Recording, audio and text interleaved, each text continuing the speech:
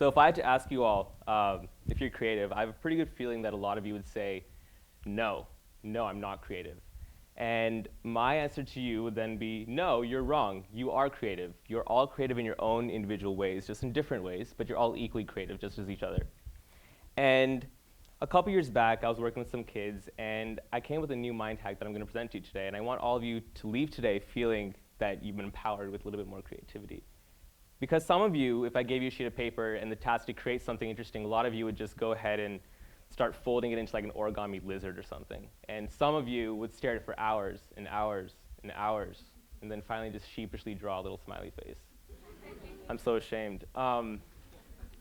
So the key to the mind hack is to not think outside the box. Let's think inside the box. So I'm going to take it back a couple years to when I was in high school. I used to coach an elementary school team of little kids, and they would be given a task like, I give you guys a clock, and I take that second hand off the clock. Now I want you to replace the second hand on the clock with something unique. So go ahead, think about it. A lot of you might say something like, oh, a toothpick, a needle, something of the same size and dimension as an actual second hand, you know? If you're really creative, or not that creative, but if you're thinking a little bit more outside the box, maybe you'll say something like, oh, a toothbrush, a spoon, you know, something a little bit out there. But how do we get to that 5-point answer? Because I was rating these kids from a scale of 1 to 5, 5 being the most creative, 1 being the least creative. And I needed to get a way to get my kids to give answers that were 5-point answers consistently every single time. And I couldn't just keep on telling them, oh, okay, guys, think outside the box, you know, be different, think different. I needed to give them something that they could rely on every single time, you know? And what I did is that I had these kids start making a limitation for themselves. I had them say, okay, so now you have to replace the second hand, and now the second hand has to be green. And they would start saying things like, oh, it's going to be a dinosaur's tail, or it's going to be Alphaba, the witch's finger, you know? I said, now let's make the second hand alive. And now they would say things like Angelina Jolie's right leg. That was back in the day. Back then. They would say things like stick bug. They would say things like giraffe. All of a sudden, because they had a limitation, they started thinking more creatively because they're using that limitation to fuel and make a guideline for them to reach that more creative response. It was filtering out the cliche. It was filtering out the needle, the toothpick, the twig. It was filtering out all of that.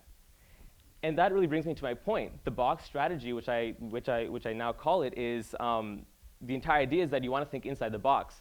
You want to think with a limitation. Because when you think with a limitation, that limitation provides you a guideline to get to that creative response. Because what happens is that when you're looking at a blank sheet of paper, when you're given too much freedom to create, the first thing that comes to mind is the most cliche statement, the most cliche idea, the most like trite thing, you know? And that's disgusting. We don't want that. We don't want that. We want creative responses. We want creative ideas because that's what fuels everything.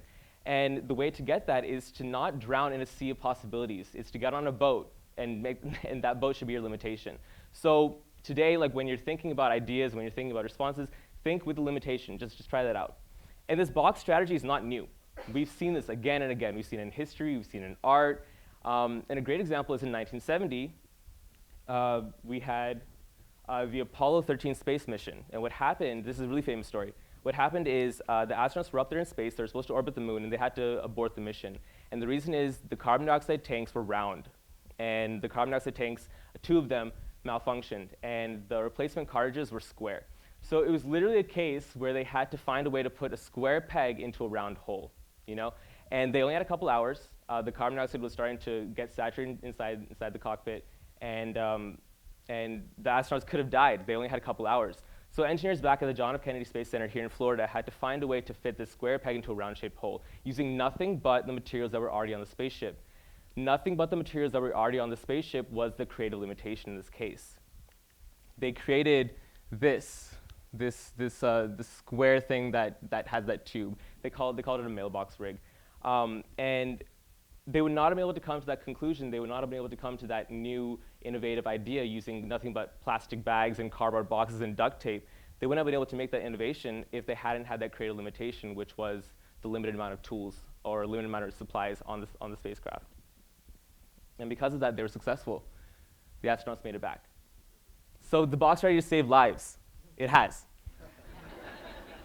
And we see it today. We see it today. We see it in social media. Twitter is a great example of the box strategy in action. You're only allowed 140 characters. The limited amount of space, the 140 characters that you have, is a creative limitation. Because of that, the hashtag was born. You're only allowed to express your thoughts or your ideas, the news, or your opinions only in a limited amount of space. Because of that, people express their thoughts in new ways. It's not Facebook, it's not just any blog. You have to do it in the most creative way possible. And Twitter has forced users to be as creative as they possibly can because they gave them a limited amount of space. And that's a great example of the box strategy in action. And so I'll bring it back to the clock example. It sounds kind of silly, right? I'm not going to replace the second hand on a clock at home with a giraffe, right? But that's just an example to get you starting to think that a limitation will actually lead you to something really colorful out of the box, you know? And we should use the box strategy in our work, in our everyday life. And I'm a medical student, so I'll go ahead and apply it to medicine. A couple years back, I was in Nicaragua, and I was doing a little bit of medical mission work there. And it shouldn't have been so surprising. I should have realized, but there was just such an abject lack of medical tools and diagnostic kits, and just the basic necessities that we have for care in the United States was not there. And so the creative limitation in that case was we didn't have the same diagnostic tools. And because of that, people have invented really interesting things like this. This is an ECG pad using Bud Light caps, you know? By facing the creative limitation, which is a lack of medical supplies in developing nations, medical students, like in this case, there was a professor at Duke University named Robert Malkin, and a couple of his students created a new method of creating ECG pads using nothing but little bottle caps, you know? And because of that creative limitation, which was the lack of materials in those countries, we have arrived to this new innovative way of making cheap medical supplies using nothing but recyclable materials, you know?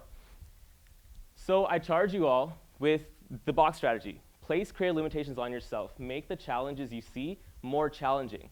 You know, it sounds like it's a difficult thing, but if you do this in your everyday life, you'll see it everywhere. I want you all to think inside the box. Thank you.